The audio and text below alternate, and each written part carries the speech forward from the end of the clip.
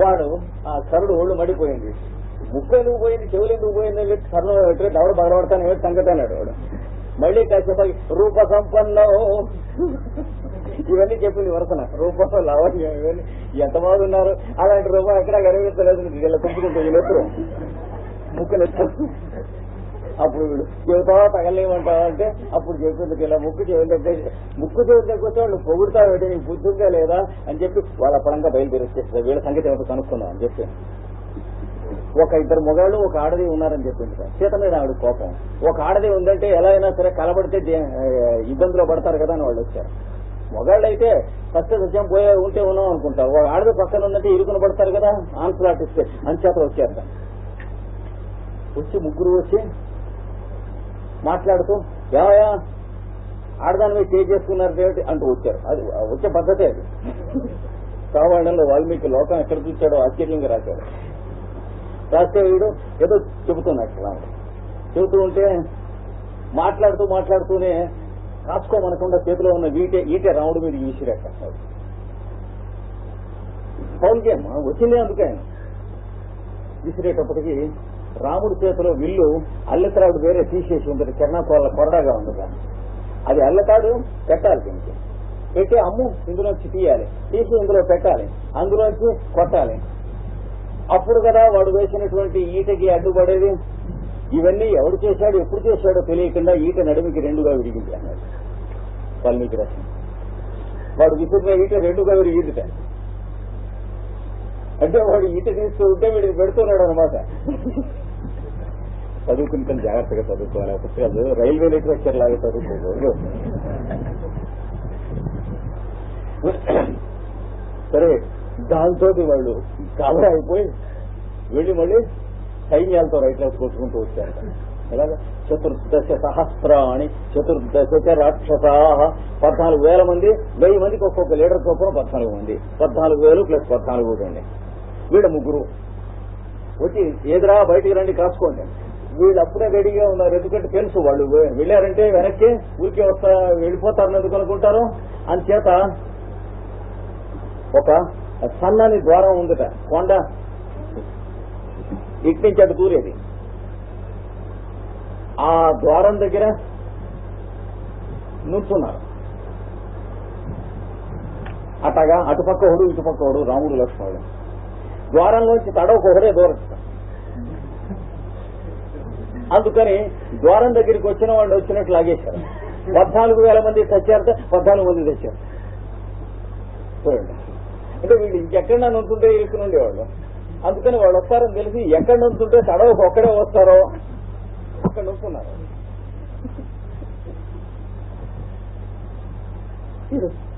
ఆ ఖరదోషణం వదిలి తిరిగి చూసేది కాదు, సమర్కాపంలో అయిపోయినాయి.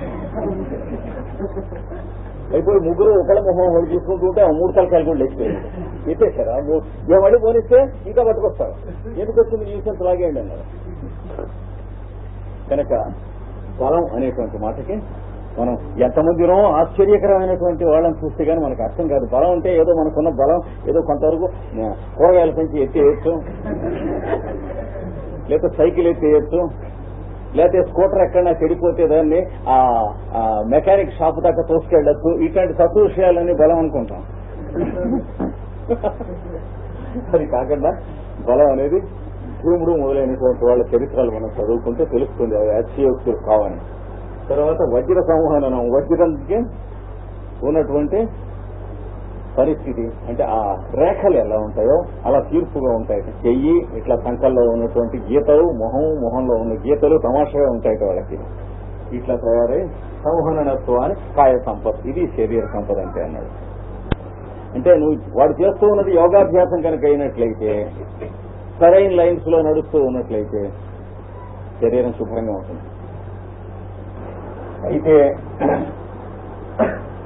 ఈ పతంజలి గారే చెప్పినటువంటి ఎంతో ముందు సూత్రాల గురించి పట్టి చూస్తే ఏది ఆవరణ భేదనం కోసం యోగాభ్యాసం చేస్తున్న వాళ్ళు ఇవి కేర్ చేయరు. దీనికోసం యోగాభ్యాసం చేసిన వాడికి శరీరం ఇలా ఉంటుంది, కానీ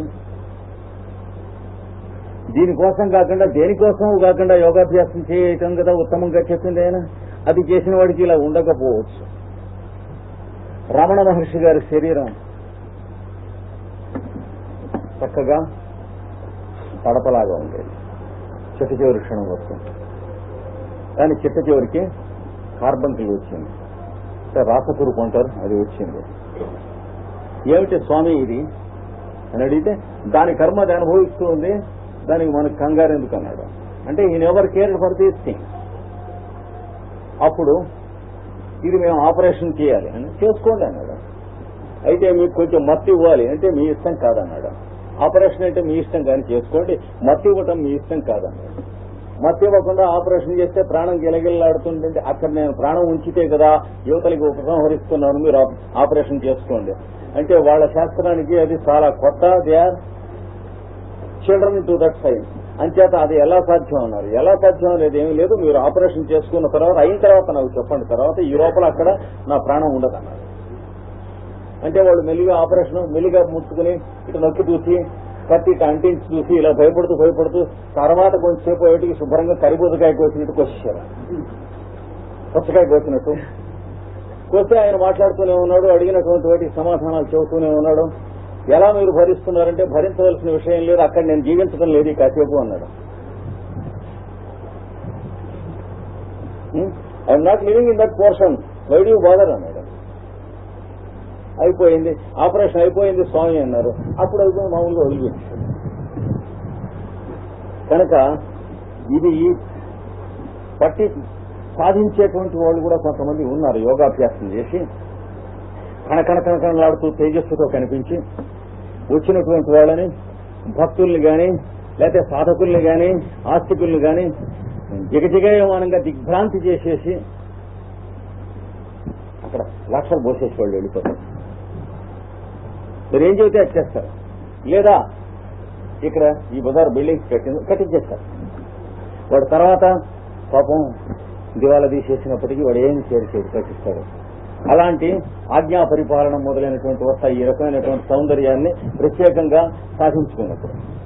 కానీ పెద్దలు దీన్ని సాధించడం అనేటువంటిది అంగీకరించారు. రామకృష్ణ పరమహంస అప్రయత్నంగా ఇది వస్తే తొలగించుకున్నాడు. అది ఆయన జీవిత చరిత్రలో మనం చదవచ్చు. ఎందుకంటే ఆయనకి ఇది వచ్చేటప్పటికి చుట్టూ జనం చేరటం మొదలెట్టారు, ఊరికే గోల్ చేయటం. ఎక్కడికంటే అక్కడ తీర్థప్రదల్ని సినిమా స్టార్ దగ్గరికి ఎన్టీఆర్ వస్తున్నాడంటే ఇదివరకు రోజుల్లో చేరేవాళ్లే అలా చేరటం మొదలెట్టారు. అంటే పూర్వత్రంలో ఆయన ఏం చేశాడు, ఎందుకు వచ్చింది దిక్కుమాలిందని చెప్పి ఓ 2 రోజులు ధ్యానం చేసి దాన్ని తొలగించుకున్నాడు. ఇప్పుడు మనం ఫోటోల్లో చూస్తున్న మొహం ఆ తొలగించుకున్నాక కనిపించేది. ఎందుకని వాళ్ళకి తర్వాత చెబుతాడు ఎందుకు చేస్తారు. అవి కూడా జ్వాలకూలే మనకి ఈ రహస్యాలు కొన్ని చెప్పాడు. ఈసాట్రిక్ హీలింగ్ అనేటువంటి గ్రంథంలో రామకృష్ణ పరమహంసకి కార్బంకులు మొదలైనవి ఎందుకు వచ్చినాయి సిద్ధులకి రాశాడు. అంటే వాళ్ళకి పుట్టుక చేత ఉన్నటువంటి కర్మని నశింపజేసుకుని కదా అక్కడ కూర్చున్నదే సాధనలో. తర్వాత రమణ మహర్షి తన పూర్వకర్మను అక్కడ కూర్చుని పరిపూర్ణంగా నశింపజేసుకున్న తర్వాత కదా అక్కడ సాధన కూర్చున్నది. అయితే రమణ మహర్షి కార్బంకులు ఎందుకు వచ్చింది, రణం ఎందుకు వచ్చింది, వీటిని గురించి జ్వాలకూలుడే ఇచ్చాడు. ఏమని ఇచ్చాడు, వాళ్ళకి ఎప్పుడైతే స్వకర్మ లేకుండా నశించిపోయిన తర్వాత ఆ దేహంతో జీవిస్తూ ఉన్నారో ఆ తర్వాత వాళ్ళు దేశానికి నరజాతికి చేసేటువంటి మేలు అనేక విధములుగా సంకల్పిస్తారు. అందులో ఒక్కొక్కడు జాతి యొక్క దుష్కర్మను తన శరీరం ద్వారా బయటికి కొంత వెళ్ళగొట్టడానికి ప్రయత్నం చేస్తాడు.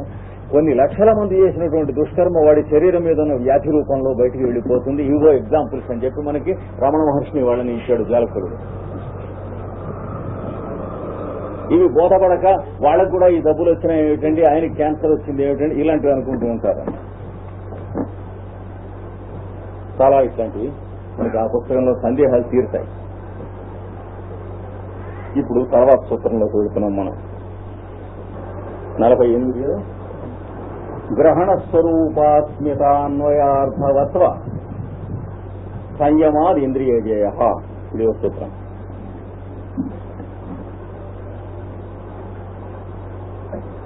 ఇక్కడ ఏం చెబుతున్నాడు, గ్రహణ స్వరూప అస్మిత అన్వయ అర్ధవత్వ సంయమాత్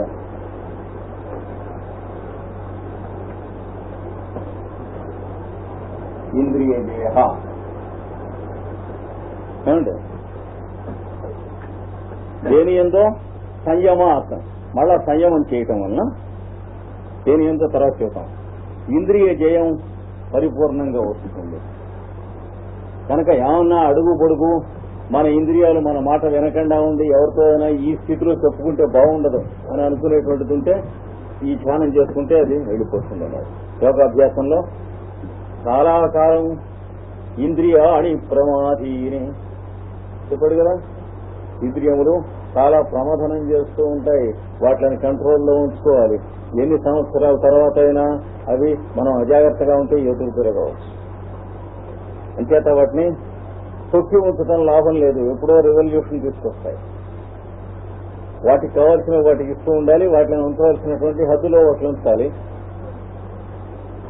వాటితో మిగతా వాళ్ళందరితో చేసుకున్నట్టే వాటితో కూడా మైత్రి చేయాలి. కానీ వాటితో శత్రుత్వం, ఇంద్రియాలతో శత్రుత్వం పెట్టుకుంటే ఏదో రోజు తినేస్తాయి.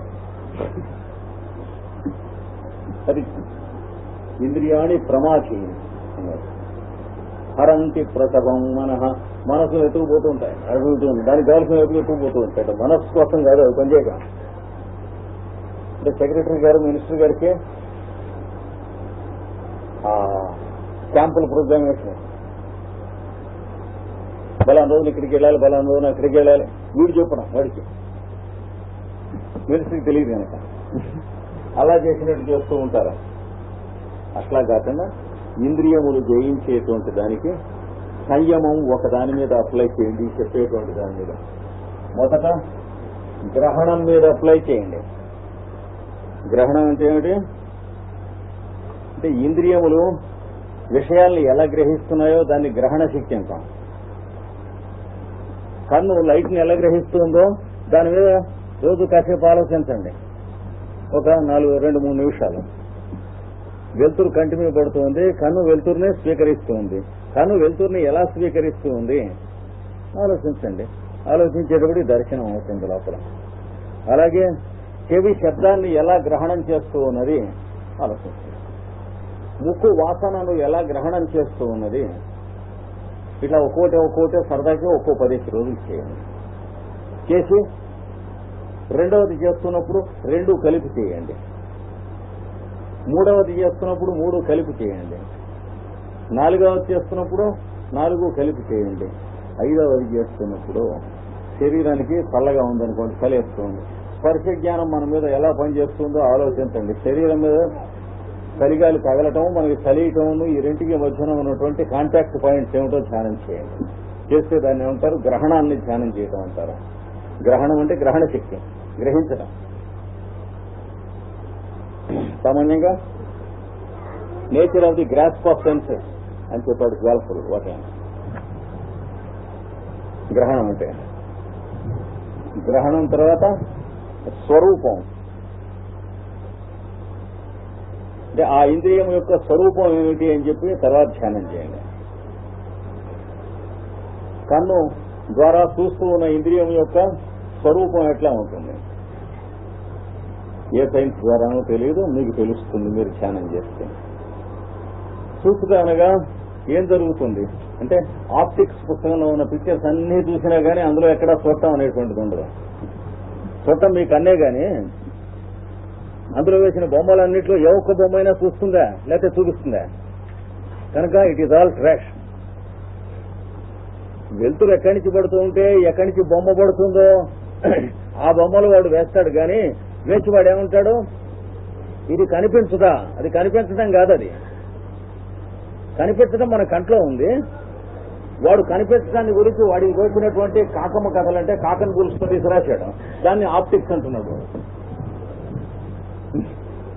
ఆ పుస్తకంలో ఏ పేజీకైనా కనిపిస్తుందండి ప్రపంచం? కనుక ఆ పుస్తకంలో రాసి ఉన్నటువంటి ఏ అక్షరానికి సంబంధించింది కాదు కనిపించడం. మీరు దాని ఎందుకు ధ్యానం చేస్తే మీకు తెలిసేది మాత్రమే. చూసారా? అందుకనే దీని మీద ఆధారపడి ఇంకొక శాస్త్రంలో హ్యానిమన్ మనకి ఇంకొక సూత్రం ఇచ్చాడు. ఒక రోగిని వాడి రోగ నిదాన లక్షణాలు తెలుసుకునేటప్పుడు మీ కంటికి వాడు ఎలా కనిపిస్తున్నాడు, మీ చెవికి వాడు ఎలా వినిపిస్తున్నాడు, మీ ముక్కుకి వాడి దగ్గర కూర్చుంటే గదిలో ఏ వాసనలు వేస్తున్నాయి,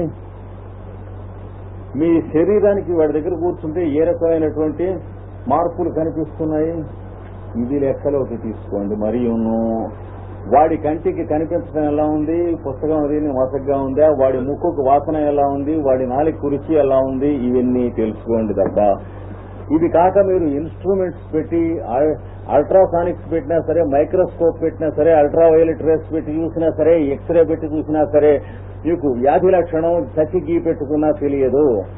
వాడు ప్రవర్తిస్తున్న ప్రవర్తనలో ఉన్నటువంటి తేడాలలో వ్యాధి లక్షణం తెలుస్తుంది గాని అని చెప్పాడు. ఇన్స్ట్రుమెంట్స్ వల్ల తెలియదండో అన్నాడు.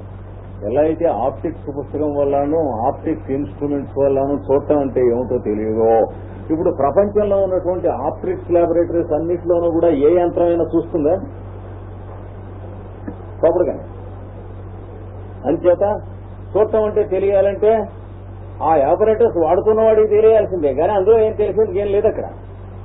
అలాగే ఆప్టిక్స్ పుస్తకం అంతా చదివితే కళ్ళజబ్బులు ఉన్నటువంటి వాడికి మనం కళ్ళజోళ్ళ షాప్ పెట్టడానికి పనికి వస్తుంది తప్ప ఇది అద్దాలు అరే తీసుకుంటూ కూర్చుంటానికి, దానికి సానపరచడానికి, లేదా ఫ్రేములు ఎవరికంటికి ఏవి పడతాయో చూస్తూ ఉండటానికి, ఇట్లాంటి చిమ్టా వేషాలకి పనికి వస్తుంది తప్ప మనకి ఇంకా చూడటం అనేటువంటిది ఏమిటో అర్థం అవటానికి ఏమాత్రం పనికిరాదు. ఆప్టిక్స్ అయితే చాలా పనికి వస్తుందని చెప్తే రుజువు చేయండి, మీ దగ్గర నేను నేర్చుకుంటా ఏదైనా సరే.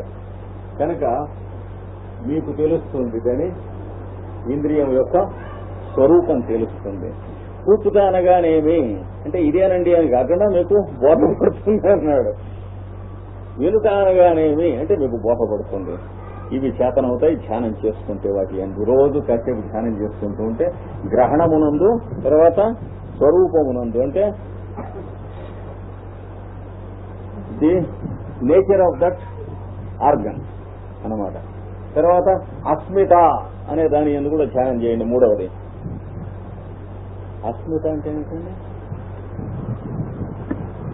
కన్ను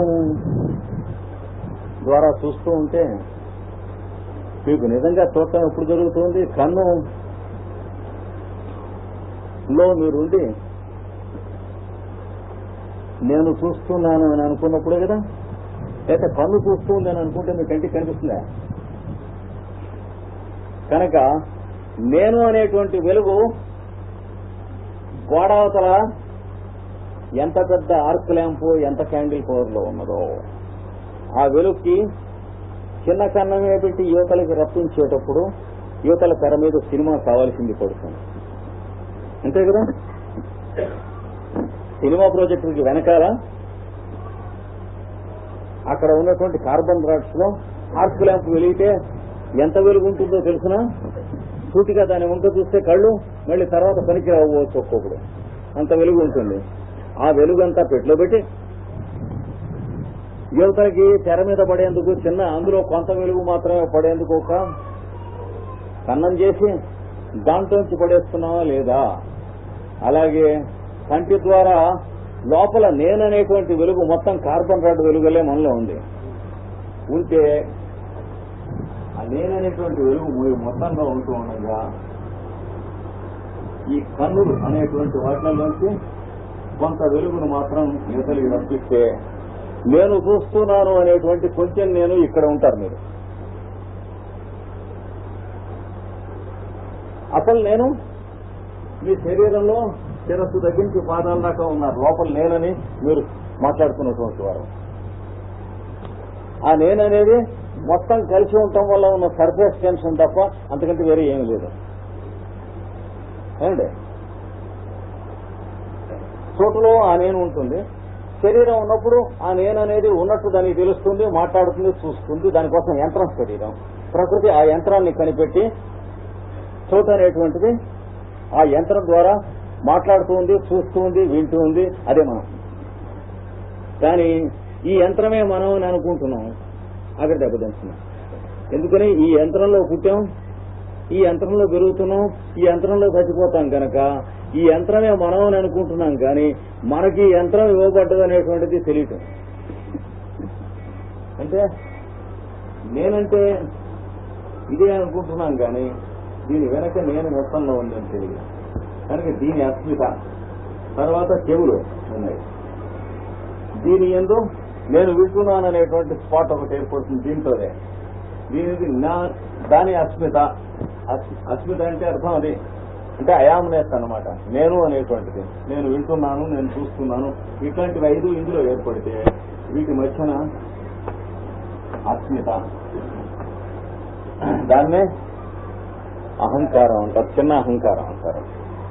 ఈగో కాదు, ఈ అహంకారం వేరు. అంటే నేను అని అనుకుంటున్నటువంటి లోకల్ ఆఫీసర్, అంటే బిల్లు కలెక్టర్ లాంటి వాడు. ఒక్కొక్కడు ఎవరు లేకుండా ఉంటే కలెక్టర్ దబాయిస్తాడు. జాగ్రత్తగా ఉండాలి. చదువుకునే వాళ్ళు అక్కడ ఉంటే కట్ట గిట్ట పెట్టుకునే వాళ్ళు ఉంటే కలెక్టర్ గారు వస్తున్నారు లే అని చెప్పిస్తాడు పక్కన వస్తున్న పిఎం చేత. వీడు అలాంటి వాడు వీడు. ఎందుకంటే వీడి పేరు నేననే అంటాడు. ఈ చెవులో ఉన్నవాడు నేననే అంటాడు, ముక్కులో నేనున్నాడు, కంట్లో నేనున్నాడు, ప్రతిదాంట్లో 5 నేనని అంటారు. మేస్త్రి ఉండకూడదు. వీళ్ళందరిపైన మేస్త్రి వీడు, అస్మితమయ మనస్సులో నేననేటువంటి వాడు. వీడి మీద ఉన్నటువంటి పైన మేస్త్రి బుద్ధి అనేటువంటి వాడు నేను. ఆ బుద్ధికి పైన ఉన్నటువంటి నేను ఈ మొత్తంలో ఏమండి. కనుక ఈ అస్మితను గురించి కూడా ధ్యానం చేయాలి. అంటే నేను చూస్తున్నాను అని అనకు, ఆ నేను చూస్తున్నాను అన్నటువంటి వాడు ఆ నేను యొక్క స్వరూపం ఏమి అంటే ఈ కన్నంలోంచి చూస్తూ ఉన్నటువంటిది ఈ మొత్తం అంతా నేను, కానీ కన్నంలోంచి వేరే నేనల్లే కనిపిస్తుంది అని తెలుస్తుంది. అంటే సినిమా పడుతున్న స్వరూపం ఏమిటి? సినిమా చూసి అందులో ఏడుస్తూ నవ్వుతూ ఉండేవాళ్ళు కాక వెనకే ఉందని చెప్పి అటు వెళ్ళాడు అనుకోండి వాడికి కొంచెం ఐడియా వస్తుంది వెనక్కి ప్రాజెక్టులోకి. సినిమా ఎన్ని మటు చూసినా అందులో ఏడుకొస్తే ఏడిచి నవ్వొస్తే నవ్వి వచ్చినటువంటి వాడి తెర మీద తప్ప ఇంకేం తెలియదు. అది సంసార జీవులంటే. అది కాకుండా ఈ వెనకేం జరుగుతుంది అని అడిగాడు వాడు. యముడి దగ్గరికి వెళ్ళాడన్నారు చూడండి, వాడు ఎవడో కుర్రాడు నాచికేతుడు. అడిగితే ఏం కావాలి రాబోయే అని అడిగితే ఆ గదిలో ఏముందని అడిగాట. వాడు మృత్యు అని బోర్డు కట్టుకుంటే తప్పునైనా అడగకూడదు, చచ్చిపోతారు. అదేనంటే చచ్చిపోవటం అంటే ఏంటని అడిగాట. వాడు ఏం చేస్తాడు యముడు మాత్రం, వాడు తాత మాత్రం అంటే తప్పునైనా కుర్రవాడు వృత్తిలోకి రావాల్సిన వాడు అంటే అది తెలుసుకుందామని వచ్చానండి, మిగతావన్నీ మీరు చెప్పడం మా ఊళ్ళోనే ఉన్నాయన్నాడు. అక్కడ లేనటువంటివన్నీ. అంటే నీకు రాజ్యం ఇస్తాను, 10,000 సంవత్సరాలు రాజుగా పరిపాలిస్తున్నాను. ఆ పైన అన్నట్టు వాడు కుర్రాడు ఆ పైన చచ్చిపోవాల్సిందేనండి అంటే మరి తప్పదనుకో. అదే అడుగుతున్నామండి, ఈ రాజ్యం అవసరం లేదు, ఆ చచ్చిపోవటం అంటే ఏమిటి చెప్పండి అన్నట్టు వాడు గడుగ్గాయ ఉండకూడదు. వాడు నీకు దాసదాసి జనములు ఇస్తాను, మేడలు ఇస్తాను, 50,000 సంవత్సరాలు దీర్ఘాయువు ఇస్తాను. ఆ పైన అన్నమాట. చివరికి వాడికి చెప్పక తప్పలేదు. చివరికి స్త్రీలు చూపించాడు. ఇంకెవరికి చెప్పకునైనా ఇదంటే భయం పోయిందంటే మాట వినరు, ఈ రోజుల్లో అసలే వింటం లేదని. తీసుకెడితే ఏం కనిపించింది అందులో? మనం కఠోపనిషత్తు జాగ్రత్తగా చదువుకుంటే తెలిసే విషయం ఏమీ లేదు. ఇటు ద్వారం ఉన్నది, దాని పక్కన ఇటు పక్క ఒక పుర్రె బొమ్మను యువకల బొమ్మలు వేసి సత్సుత అని రాసింది. అందులోంచి ఇటు చెడు దూరుస్తారు. కానీ దూరితే ఏం జరుగుతుందో తెలియకుండా ఏం చేస్తున్నారు, ఆ దూరపోయే ముందు ఇటు పక్క క్లోరోఫారం పెట్టి నెత్తి మీద ముసిగేసి కొట్టి అటు నుంచి లాగుతున్నారు. అంచేత దూరటం ఆవిడికి తెలియదు మృత్యు అనేటువంటిది. దూరాక అవతల పక్క ఏముంటుంది, అదే ద్వారానికి పుట్టుట అని రాసి ఉంటుంది. అప్పుడు అక్కడ చెవును మళ్ళీ అరుస్తాడు ఇంకో శరీరంతో. ఈ మధ్యన ఏం జరిగిందో తెలియకుండా టపన ఇంటర్వ్యూడ్ అయిపోతాడు. అది చూపించేట ఏమి లేదురా, ఒకటే ద్వారం ఇంత అయితేను నేను ఇన్ని ద్వారాలు పెట్టేందుకు పెట్టుబడి కూడా లేదన్నాడు దేవుడు. ఉన్నది ఒకటే ద్వారం అప్పటికి ఇప్పటి వరకు మరమ్మతు కూడా చేయించలేదు, దానికి గడియలు గిడియలు లూజ్ అయి ఉన్నాయి. అట్టించేమో మృత్యు అని కనిపిస్తూ ఉంటుంది. యువతలకు వచ్చాక ఎవడన్నా చూడగలిగితే జననం అని కనిపిస్తూ ఉంటుంది. ఆ మంత్రసాని ఇంట్లో ఉన్నవాళ్ళు డాక్టర్ తప్ప వాడు చూడలేడుగా జననం అనేది. ఇచ్చే ఇక్కడ విషయం నలుగురికి చెప్పేవి కనుక నా పర్యాది నాకు బిజినెస్ పోతుంది అన్నాడు. ఇది అంటే జాగ్రత్తగా కఠోపనిషత్తులో ఏముందో మనం ఇప్పుడున్న భాషలో చెప్పుకుంటే అర్థం ఇది. కనుక అస్మిత అంటే అర్థం ఇది ఇక్కడ. ఈ అస్మిత అనేటువంటి దీన్ని అంటే అయామునే అని చెప్పుకోవచ్చు. అస్మిత అంటే తర్వాత ఇంకా ఏమున్నాయి? అన్వయం. అన్వయం అంటే ఏమిటి? ఈ మొదటి చెప్పిన గ్రహణ శక్తికి, ఈ రెండవ చెప్పిన ఇంద్రియ స్వరూపానికి, ఈ మూడవ చెప్పినటువంటి అస్మితకి, ఈ మూడింటికి ఉన్న సంబంధం మీద కొంతసేపు ఆలోచించండి అన్నాడు.